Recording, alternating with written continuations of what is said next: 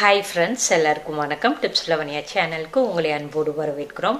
இன்றைக்கி நம்ம சேனலில் ஒரு சூப்பரான ரெசிபி செஞ்சு காமிச்சிருக்கோம். சப்பாத்திக்கெலாம் ஒரு சூப்பரான சைடிஷ், காளானை வச்சு ஒரு சூப்பரான கிரேவி செஞ்சு காமிச்சிருக்கோம்.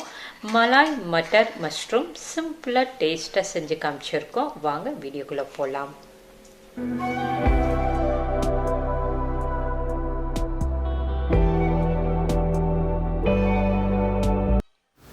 பட்டாணி காளான் கிரேவி பண்ணுறதுக்காக நான் மஷ்ரூம் ஒரு பேக்கெட் எடுத்து வச்சுருக்கிறேன். அதாவது ஒரு பேக்கெட்டில் 200 கிராம் இருக்கும். அதை எடுத்து வச்சுக்கிறேன். எடுத்துகிட்டு இந்த மாதிரி பொடிசாக கட் பண்ணிக்கிறேன். உங்களுக்கு எந்த ஷேப்பில் வேணுமோ அந்த ஷேப்பில் கட் பண்ணி எடுத்துக்கோங்க. எல்லா காளானையும் இதேமாரி கட் பண்ணி எடுத்து வச்சிடலாம். அடுத்து மசாலா ரெடி பண்ணுறதுக்கு ஒரு மிக்ஸி ஜாரில் ஒரு பெரிய வெங்காயத்தை போட்டுடலாம்.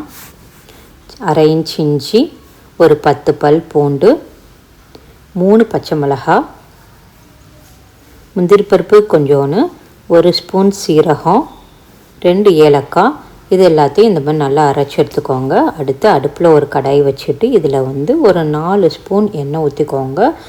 எண்ணெய் நல்லா காஞ்சதுக்கு அப்புறமா நம்ம அரைச்சி வச்சுருக்க பேஸ்ட்டை இதில் ஊற்றிடலாம். எண்ணெயிலே அந்த அரைச்ச பேஸ்ட்டை நல்லா கலந்து விட்டுக்கோங்க. இதோட பச்சை வாசனை போகிற அளவுக்கு நல்லா கிண்டி விட்டுருங்க. இது நல்லா கிண்டி விட்டதுக்கு அப்புறமா 1/4 கப் பட்டாணியை உரித்து எடுத்து வச்சுருக்கிறேன். 1/4 கப் பட்டாணியை போட்டுடலாம். ஃப்ரெஷ்ஷான பட்டாணியை போட்டுட்டு நம்ம கட் பண்ணி வச்சுருக்கிற மஷ்ரூமையும் போட்டுட்டு இதை ரெண்டையும் நல்லா அந்த மசாலாவோட கிண்டி விட்டுறலாம்.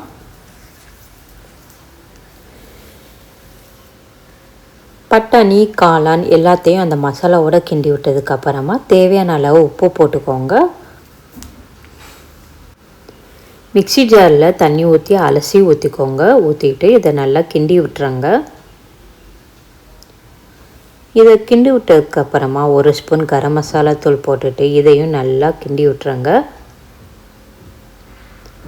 மஷ்ரூம் பட்டாணி எல்லாமே நல்லா வேகட்டும். மஷ்ரூம் பட்டாணி எல்லாமே வெந்து நல்லா கொதி வருது. இந்த கேப்பில் நம்ம 3 ஸ்பூன் ஃப்ரெஷ் க்ரீம் எடுத்து வச்சுருக்கிறேன். அதை போட்டுட்டு அந்த கிரேவியோடு நல்லா கிண்டி விட்டுருங்க. ஃப்ரெஷ் க்ரீம் சேர்க்குறப்ப இந்த கிரேவியோட டேஸ்ட் இன்னும் சூப்பராக செம்மையாக இருக்கும். இதையும் போட்டுட்டு நல்லா கிண்டி விட்டதுக்கப்புறமா இதை வற்ற விட்டுறலாம். கிரேவி நல்லா வற்றி வர்றப்போ கடைசியாக கொஞ்சம் கொத்தமல்லி தூவி விட்டு ஸ்டவ் ஆஃப் பண்ணிட்டீங்கன்னா சூப்பரான பட்டாணி மஷ்ரூம் கிரேவி ரெடி ஆயிடுச்சு.